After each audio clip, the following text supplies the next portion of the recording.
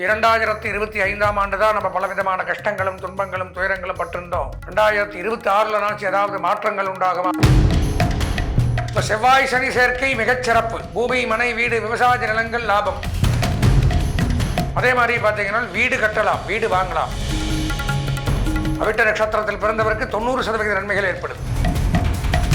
அன்பார்ந்த எங்களுடைய அவிட்டம் நட்சத்திரத்தில் பிறந்த நேயர்களுக்கு முதற்கண் வணக்கங்களை தெரிவித்துக் கொண்டு, இந்த 2026ஆம் ஆண்டு அவிட்ட நட்சத்திரத்தில் பிறந்தவர்களுக்கு என்ன நன்மை தீமைகள் நடைபெறப் போகுது அப்படிங்கிறது தான் இந்த பதிவில் பார்க்கிறோம். கடந்த 2025ஆம் ஆண்டு அப்படின்னு எடுத்துட்டோம்னா எந்த ஒரு வருடமும் இல்லாத வகையில 4 பயிற்சிகள் நடந்திருக்கு. சனி பயிற்சி நடந்திருக்கு, குரு பயிற்சி நடந்திருக்கு, ராகு கேது பயிற்சி நடந்திருக்கு. இப்போ அதையெல்லாம் வைத்து அந்த பயிற்சிகள் மூலமா என்னென்ன கிரகங்கள் எங்க இருக்கு, 2025ஆம் ஆண்டு தான் நம்ம பலவிதமான கஷ்டங்களும் துன்பங்களும் துயரங்களும் பட்டிருந்தோம்.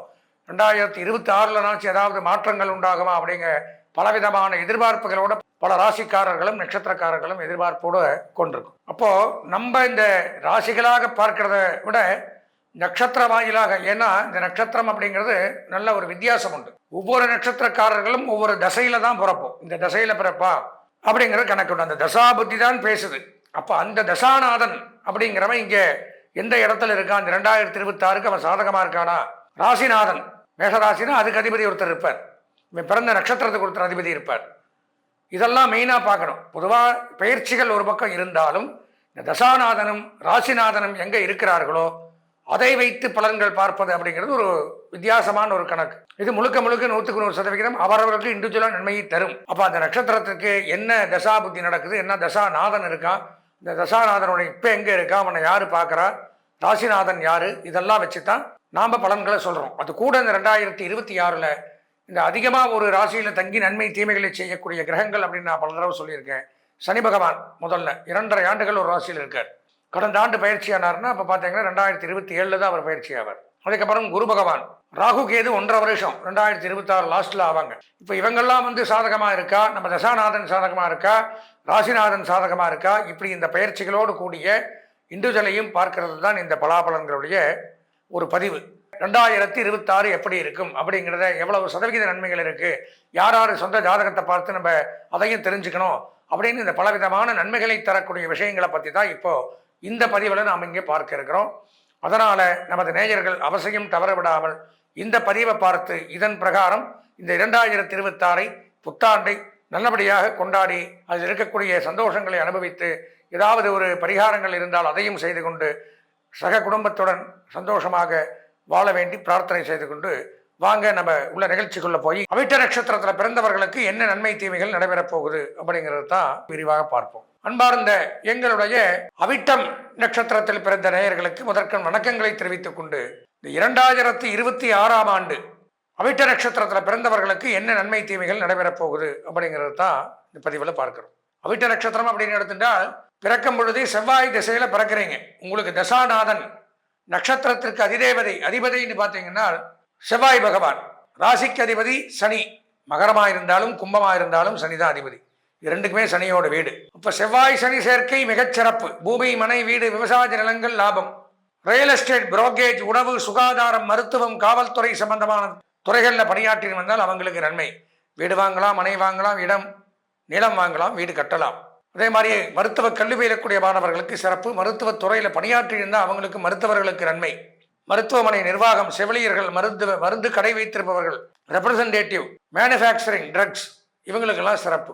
விவசாயிகளுக்கு பெரும் செல்வம் ஏற்படுது. அதே மாதிரி இரும்பு சம்பந்தமான தொழில், வாகன சம்பந்தமான தொழில், வாகன ஓட்டுநர்கள், டூர்ஸ் அண்ட் டிராவல்ஸ் நடத்துறவங்க, ஆம்னி பேருந்துகள் இயக்குபவர்கள், நடத்துபவர்கள், கால் டாக்ஸி வச்சு நடத்துறவங்க, ஏன் பைக் டாக்ஸி கூட இருக்கு. எதா இருந்தாலுமே வாகன ரீதியான தொழில் என்ன பண்ணாலும் பழுது பார்க்கும் மையங்கள் இவங்களுக்கு எல்லாத்துக்குமே சிறப்பை கொடுக்கிறார்.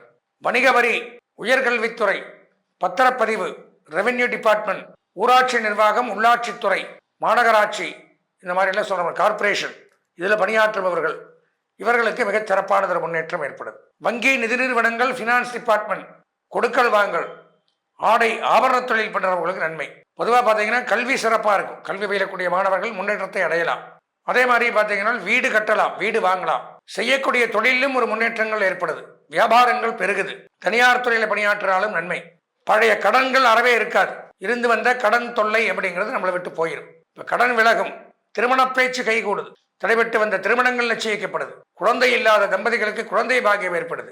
கல்வி உண்டாகுது, வீடு உண்டாகுது, தொழில் விருத்தி ஏற்படுது. இதை தவிர வேற என்ன வேணும்?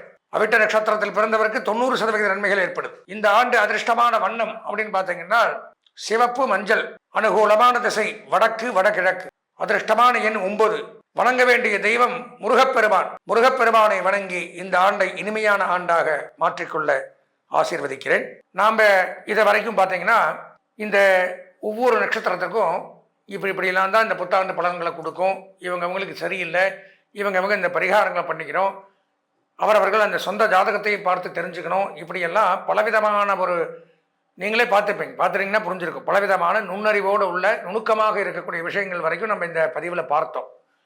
அதுவும் போக இதெல்லாம் ஒரு புறம் இருந்தாலும் இதில் மாற்றங்களை தரக்கூடியது அப்படிங்கிறது அவரவர்களுடைய சொந்த ஜாதகம்.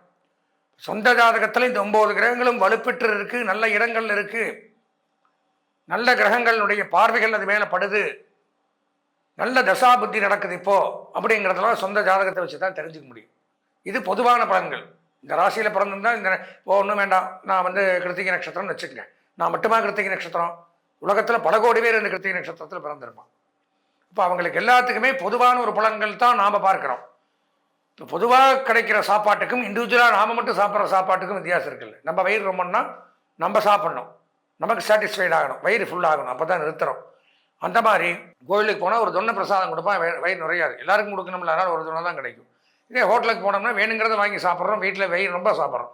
அந்த மாதிரி சொந்த ஜாதகத்தை பார்த்தால் மட்டும்தான் இண்டிவிஜுவலாக சாட்டிஸ்ஃபைடாக நமக்கு எப்படி இருக்குது அப்படிங்கிறத முழுமையாக தெரிஞ்சுக்க முடியும். அதனால் இதுவும் கை கொடுக்கும், கூட நம்ம சொந்த ஜாதகத்தையும் எடுத்துக்கணும். அப்படி எல்லாத்தையும் கலந்து பார்க்கும் பொழுது தான் 100க்கு 100% இந்த வருஷம் நமக்கு எப்படி இருக்குங்கிறத தெளிவாக தெரிஞ்சுக்க முடியும். அதனால் நமது நேயர்கள் இந்த பதிவையும் பார்த்து சொந்த ஜாதகத்திலையும் ஏதாவது கஷ்டங்கள், ஒரு சந்தேகங்கள் இருப்பின் தாராளமாக என்னுடைய அலைபேசி நம்பரை சொல்கிறேன். 9865098370 9865098370. இதில் ஸ்க்ராலிங்லேயும் போடுவாங்க. இந்த எண்ணிற்கு தாராளமாக தொடர்பு கொண்டு உங்களுடைய சொந்த ஜாதகத்தை விரிவாக தெளிவாக பார்த்து பயன்பெற்று இந்த 2026 சந்தோஷமாக கொண்டாட பிரார்த்தித்து விடைபெறுகிறேன். நன்றி, வணக்கம்.